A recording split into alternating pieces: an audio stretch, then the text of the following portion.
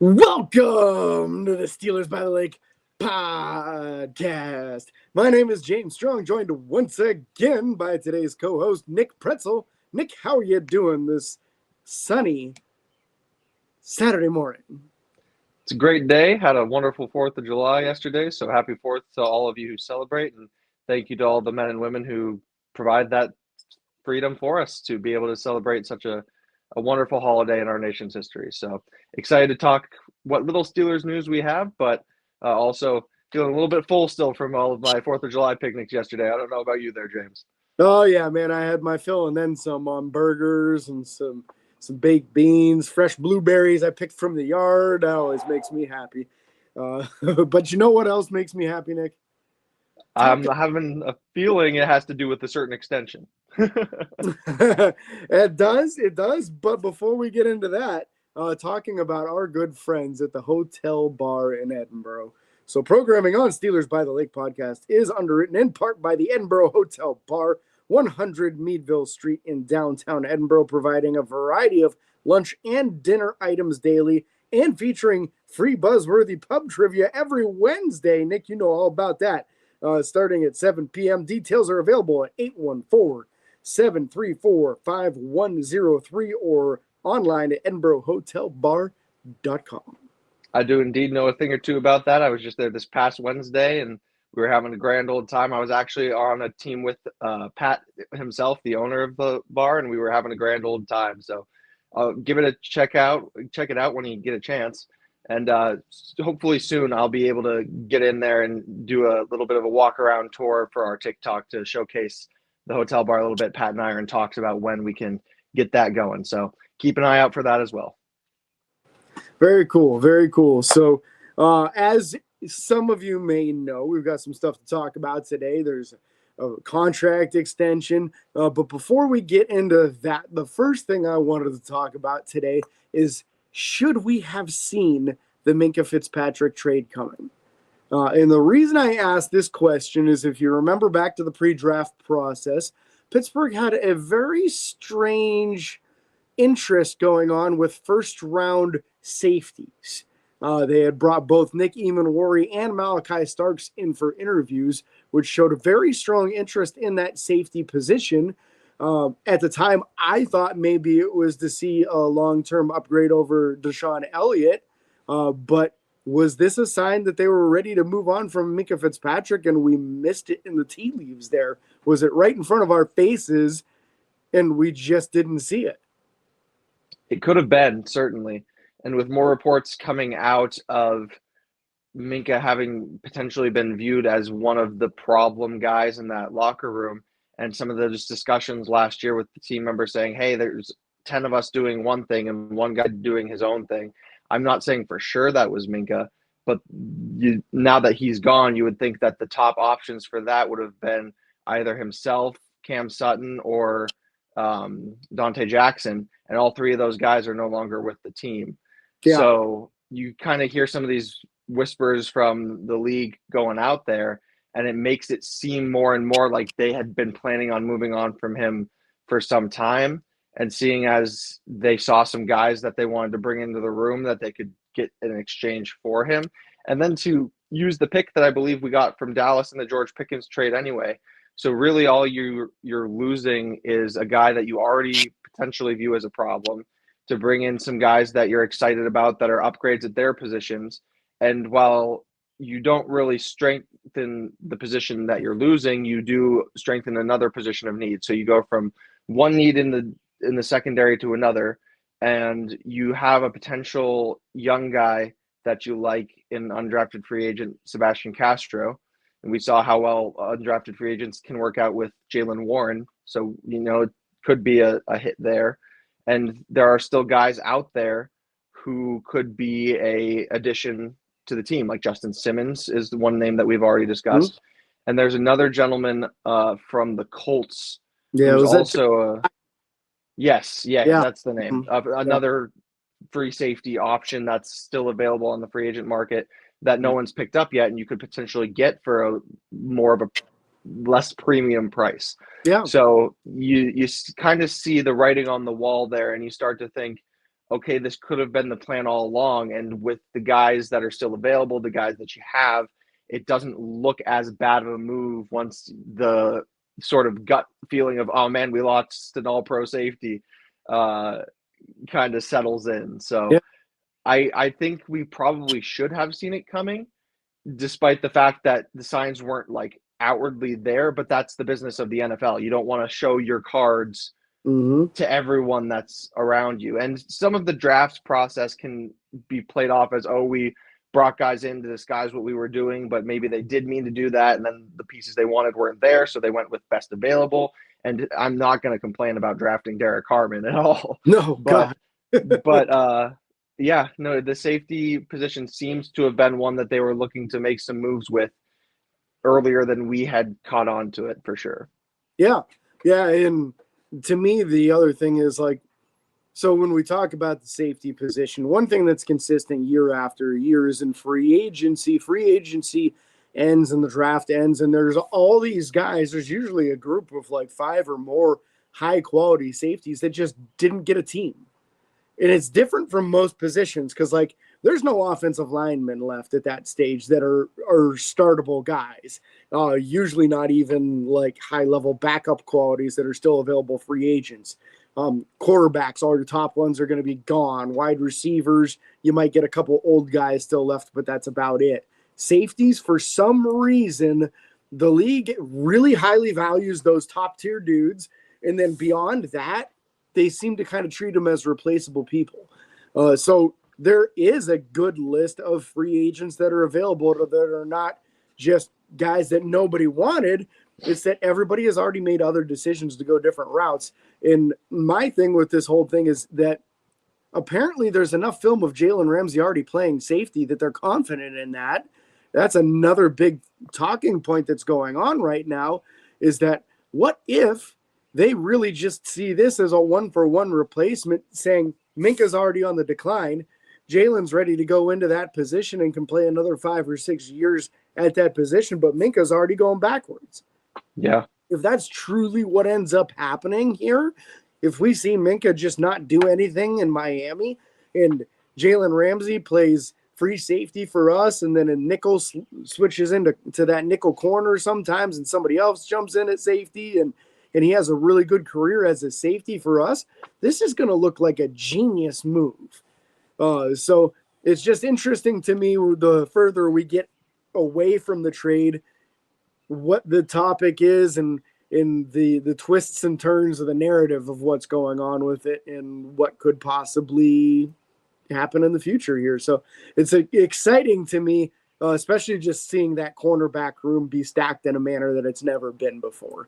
And when you have so many teams in the NFL that love to go 3 wide receivers on a regular basis, I've been saying for years that you need to treat that third cornerback position like a starting position. It needs to be a highly invested thing, whether it be in the draft or free agency or trade or whatever. And they finally go out and do it. I was watching some tape earlier from the last Steelers playoff win, and the safety duo that day was Sean Davis and Tyrone Carter. And they won in the playoffs. Yeah. The corners were Artie Burns and Ross Cockrell. They won in the playoffs. Yeah, against the Chiefs with Travis Kelce and Alex Smith at quarterback. And they still got the win with that crappy of a secondary because they were so strong in so many other places. But it just shows that maybe you can kind of get away with less than spectacular safety play, but those corners better be on point. So on to our next topic, unless you got more to talk about on that. No, I think that's about it, other than Miami bringing in Darren Waller from his rap career to be their tight end replacement for Jonnu Smith. Hopefully he stays safe out there with some of the plays that Tua decides to make on the offense, but best of luck to him. We'll take Jonnu Smith. Thank you. Yeah, crazy, right? Comes out of retirement and signs a 1-year, $5 million deal. So, hey, that's good stuff for them. And the Giants, I think, got some sort of compensation in the deal. I think there was some sort of trade there. So that works out for the Giants because literally he wasn't even on their roster, and they just got a free draft pick for him. So he wasn't coming out of retirement to play for the Giants. That's for sure. No, that's for certain. So with all the news going on, all the free agency moves, all the turnover the last 2 years, draft picks that to me, it looks like the last 2 years draft classes are pretty strong in my opinion. Omar Kahn gets a 3-year contract extension. Usually they go 3 year by 3 year, which means he would have had one more year left on his current contract. And they don't waste any time in locking him up for 3 more years.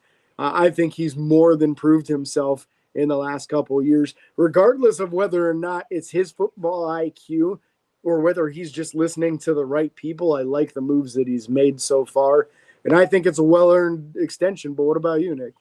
Yeah, I mean, we've latched on to the title con artist since whoever coined it did.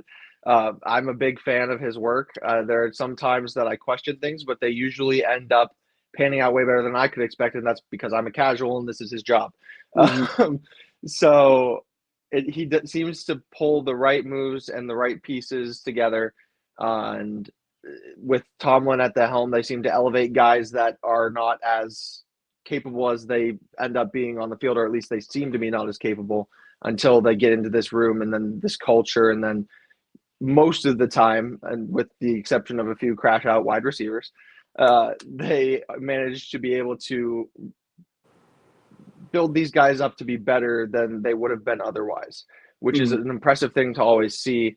And so it takes a coachable guy to be able to be coached, though. Yeah. And so you see a lot of that happening with Tomlin's "we want volunteers, not prisoners" kind of mentality.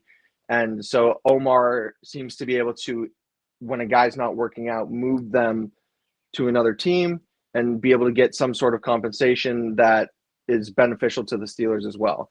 So even when things aren't necessarily working out with a guy, they seem to turn that into a net positive in one way or another. So really a big fan of what he does. Happy to keep the con artist around for another 3 years. A little surprised that it happened before the season because Pittsburgh seems to tend to do that primarily once a season has ended, and then they work on some of those deals more for like the coaching and the staff rather than players, which they tend to prioritize before if it's a star player kind of guy, Mm-hmm. which makes me worried about TJ, but I'm still very happy to have Omar with us for another 3 years and hopefully another 3 years after that, and so on and so forth. Absolutely. And you talked about the issue that they've had at the wide receiver position with these crash out type players.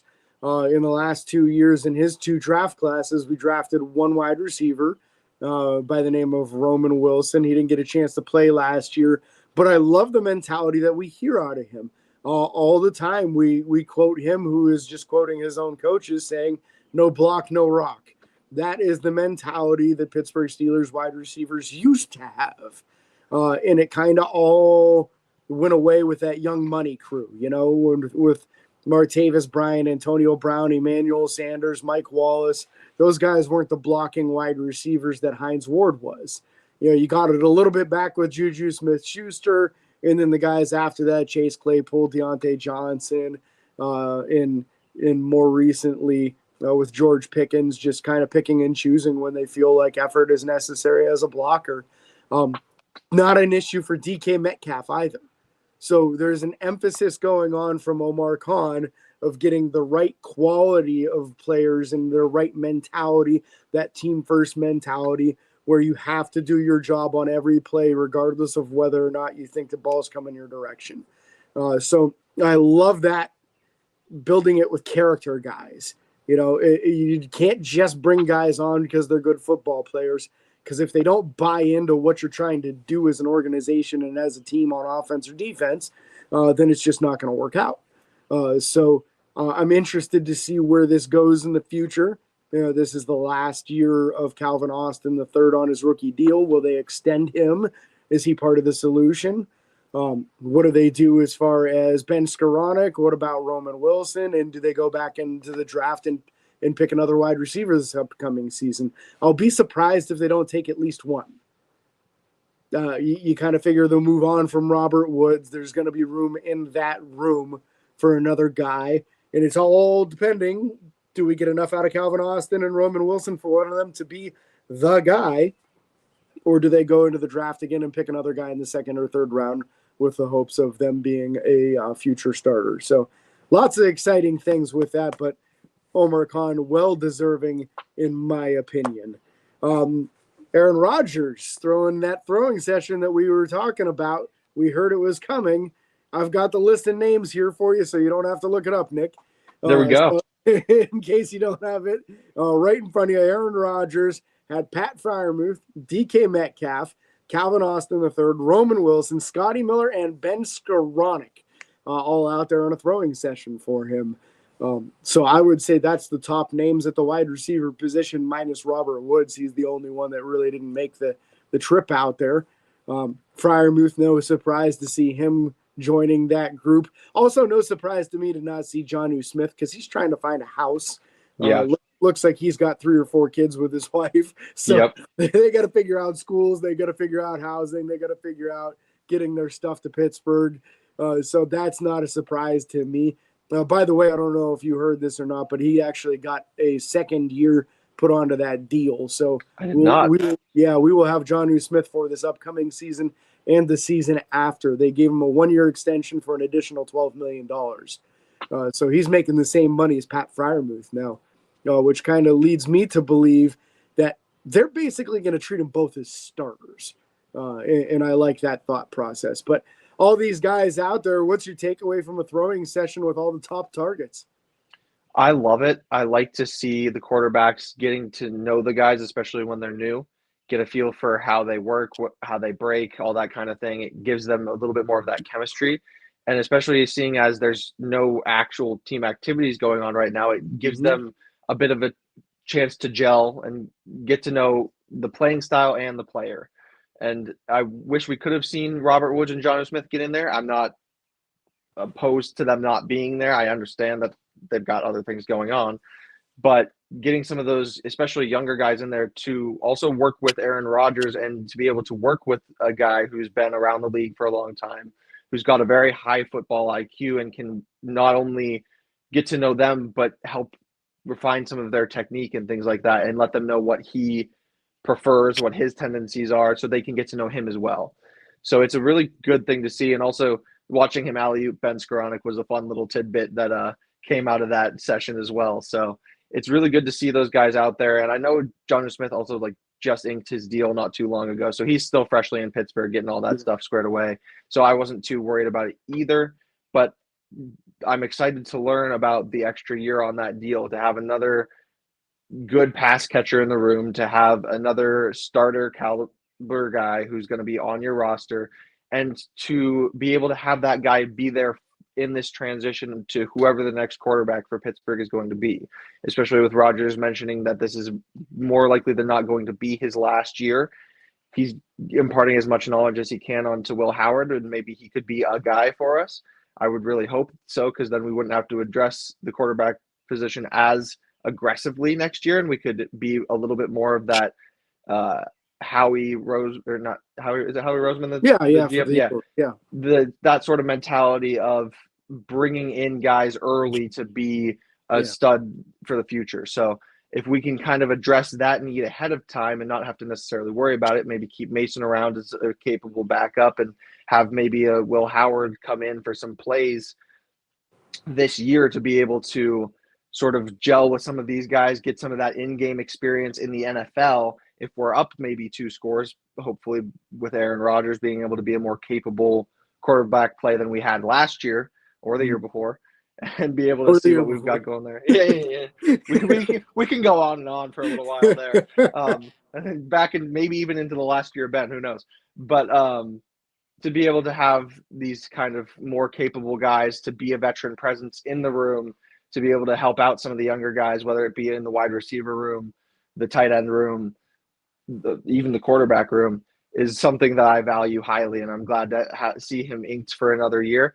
The money's worrying me, James. Calm me down. Tell me we can still pay TJ.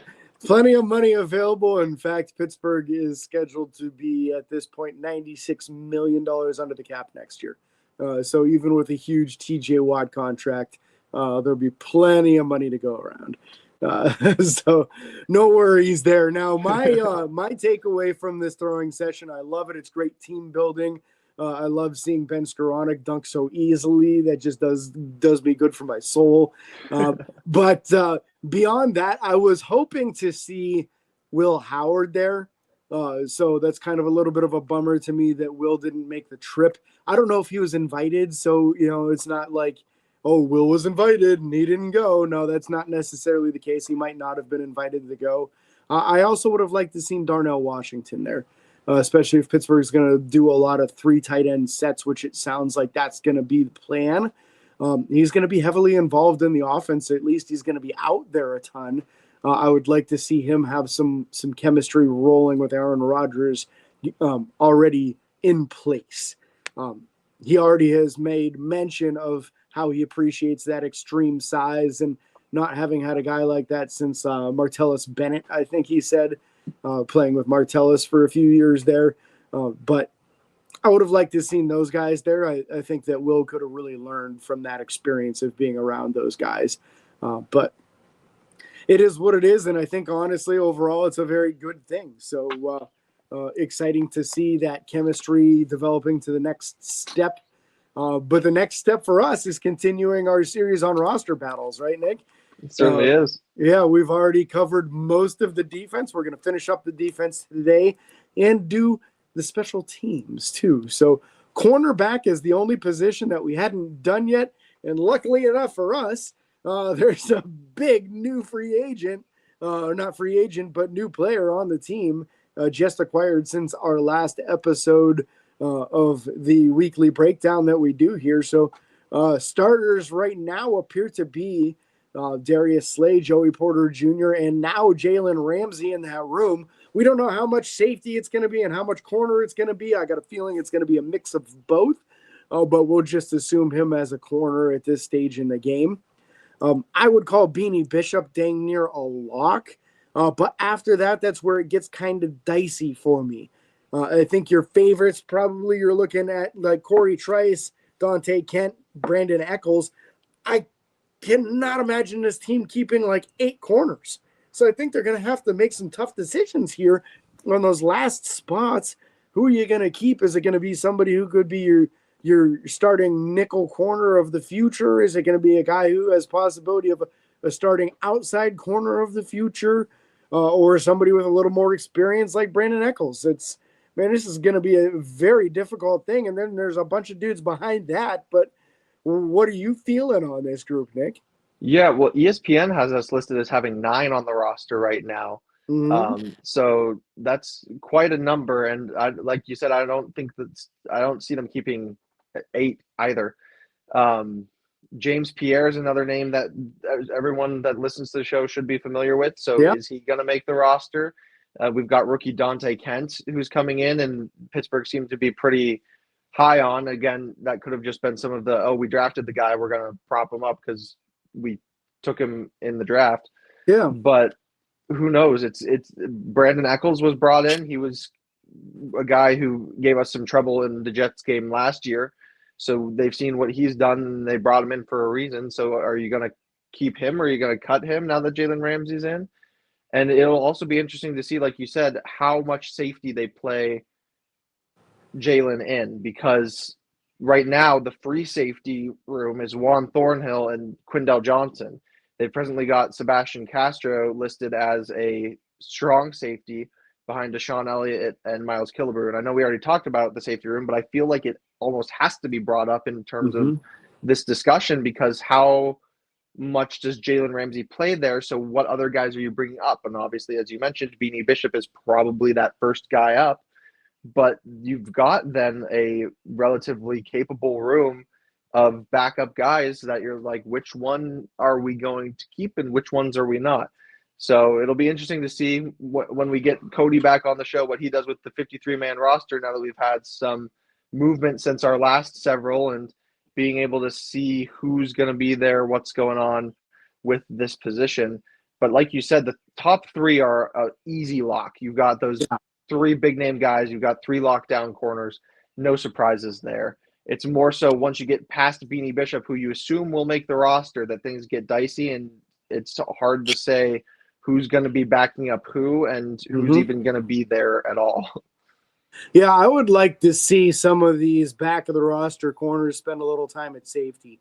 Like, say, for example, Corey Trice.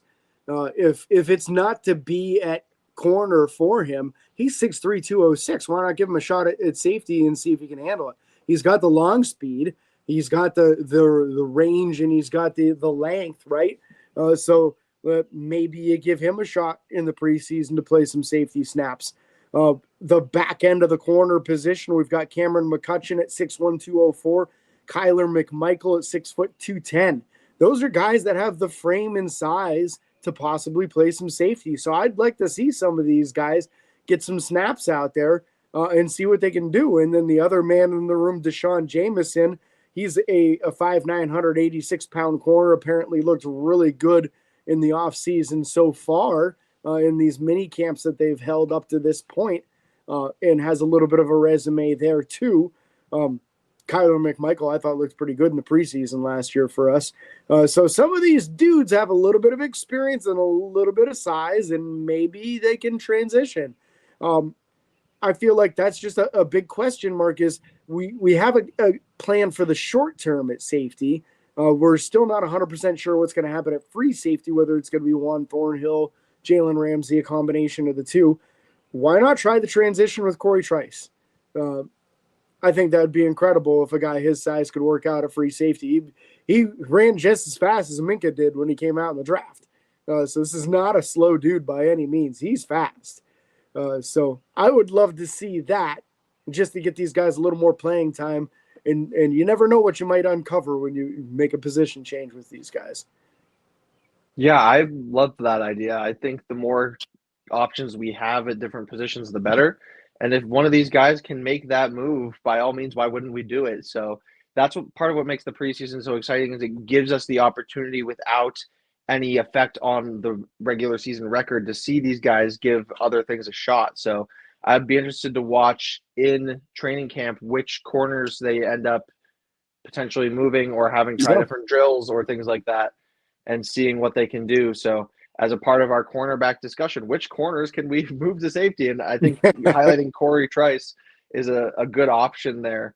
And I'd be interested to see which other guys they feel could make that move if they feel others could. Yeah. So it will be interesting to see. I would love for one or more of those guys to be trying that out to give us a glimpse into what potential they have there. Yeah, absolutely. You have anything else you want to talk about on the corners before we start covering the special teams guys? Not much that I can think of other than the fact that I think I miscounted when we actually have a room of 10 right now. So 10 corners. Something like that. Yeah, that's a lot, man. That's a lot of dudes. Yeah. Yeah, I'm excited. That's a battle I'm very highly anticipating. It's crazy. It feels to me like the whole defense has more capable guys who are worthy of a 53-man roster than there are positions available. And I feel like when we get to the offense, we might be struggling a little bit in the opposite direction and in the depth of some of those positions when we start talking about those last couple spots, whether it be O-line or tight end or even wide receiver. Once you get past those first guys, it's a little bit more of a question mark, I think. And hopefully with his new extension, our favorite con artist can make some moves with some of those extra guys to get some more capital for next year or something along the line. That'd be nice. To be able to kind of say, hey, we've got these capable guys, and if you want them before we just let them off the team, come make us some sort of offer, get some more late round picks, couple it up. Who knows? Yeah, give us a 6 or a 7. You never know when one of those guys is going to turn into your next Brett Kiesel or Antonio Brown or whatever. So you're better off having some of those picks and taking the roll of the dice, you know, and that lottery ticket is useless on the ground. So pick it up and scratch it off and see what you got. You never know. Absolutely. So into the special teamers, we're just going to talk about punter, kicker, and long snapper today because I don't think we really need to get into the return men and gunners and guys like that when you have quarter pounder Patterson, you're not getting talked about outside of this comment today. Not happening. Yeah. So the most important of these three is going to be the kicker position, and that's where we've got the best talent, right? So it's probably the least of a roster battle per se, with Chris Boswell being a first-team All-Pro last year, being the man that was the second most points scored by a place kicker in NFL history last year, darn near breaking the record. But his backup, Ben Sauls from the University of Pittsburgh, is a capable kicker. So if the crap hits the fan and Boz needs to miss a game or two with a pulled muscle or something, don't worry, I knocked on wood. We at least know that there's a capable dude there that they'll probably try to keep close by. They could come in for a game or two and make some kicks for him. So not a real big competition per se, but I like the backup situation. Absolutely. And just to remind any Ravens fans that might be listening or who are in the comment section on my TikTok, Boswell has beaten you by himself several times. So we're happy to have him on the roster. And if you can't manage to beat us when we can only score field goals, I'd point to the record there. But happy to have the Wizard of Boz back on the roster. Boz for president, especially after this Independence Day holiday. We love him. We're happy to have him as long as he's got that golden foot of his.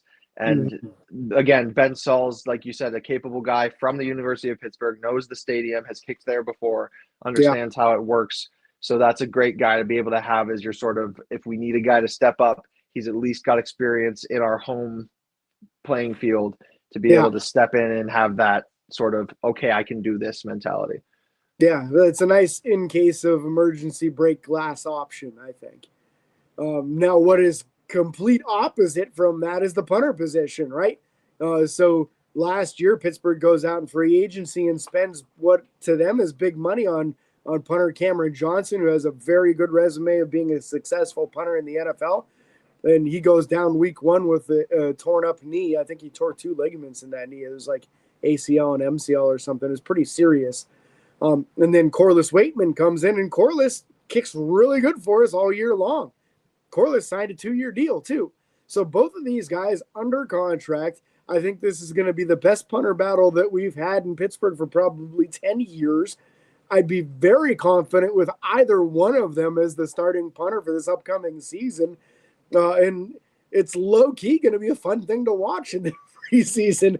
I know they're less likely to punt than they are normally because they want to see these guys, the quarterbacks and wide receivers and linemen, get every offensive snap possible. But, man, it might be a little bit of a tough decision between these two guys.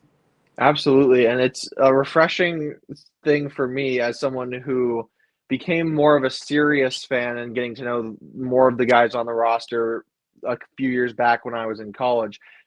Before that, I was like, oh, I know Troy Polamalu, I know Antonio Brown, I know Lev Bell, I know Big Ben. And so I didn't really know as much of the corners, or not the corners, excuse me. That's true too, though.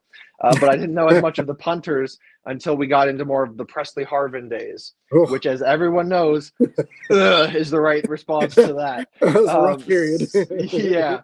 So I now am more cognizant of who we have, and to have these two guys who are such a drastic upgrade over what we've had over the past several years is a very exciting thing for me when it might not be an exciting thing for other people. It's to be able to have quality punter play, to not have to worry about trotting your punter out there and, oh, is this going to get boomed straight up in the air or shanked to the sideline or anything like that. These are both quality guys who can boom the ball down the field and can get that sort of coffin corner punt that you're really looking to have and be able to sort of nail an offense down far and deep in their own territory and be able to have the defense be able to make some sort of splash play.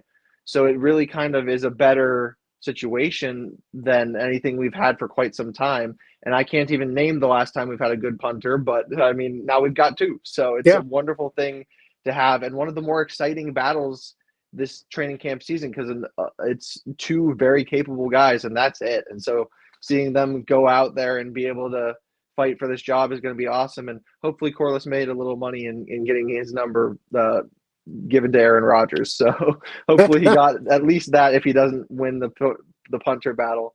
But he gave it up for free, believe it or not. Wow. Hey, there you go.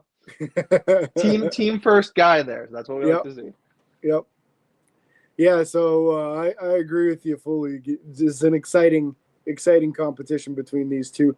Might not be as exciting at long snapper with Christian Kuntz being the incumbent there in a well-performing long snapper in all accounts. Tucker Addington brought in to give him some competition and just to have a second guy on the roster for this offseason. But I don't see this really being a true competition here. I feel like unless Christian Kuntz all of a sudden forgets how to snap the ball, he's going to be the guy.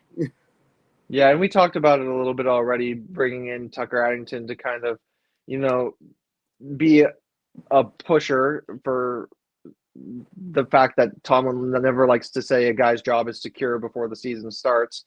And on top of that, to also give him sort of a veteran rest if he needs it. We don't necessarily need Christian Kuntz going out there with the 2s and the 3s, or even all of the snaps on the 1s for that matter. If he is, like you said, not more likely than not going to forget how to long snap. So to give him that sort of rest and not risk any potential strain or muscle issues or injury of any sort, to be able to have another guy out there to do some of those reps and give him a little bit of a break. There's no need to risk him in the training camp or in the preseason when we don't need him out there the whole time. So get him what reps he needs, get him ready for the season, and then let Tucker come in and handle the rest so that you're not risking something on top of it, is how I feel this move is primarily for. Yep, I agree 100% with you on that. So that kind of wraps up all the talking points we had for today's show. Next week, we're going to start on the offense. So we're going to get you some roster battles going on there. We'll see if Pittsburgh makes any transactions or any moves as far as maybe another safety added to the team or wide receiver. You never know. So an exciting time of year. And we'll keep you guys updated all off season as we normally do. When the regular season comes around, we will switch to 2 shows a week, a recap show, and then also one looking forward to the next game on the roster. So we'll be doing one Monday typically, assuming it's not a Monday night game, and then usually like a Saturday morning for the looking towards the next show. So with that being said, Nick, get us out of here. Absolutely. And with training camp right around the corner, I'm excited. We got football in less than a month. So here we go, Steelers. And as always, give us a like and a follow on Facebook, Instagram, Twitter, TikTok, YouTube, Apple Podcasts, wherever you find your podcast. Leave a 5-star review on Apple Podcasts. Make James over here very happy. And until next time, this is your hosts, Nick and James, signing off. Peace.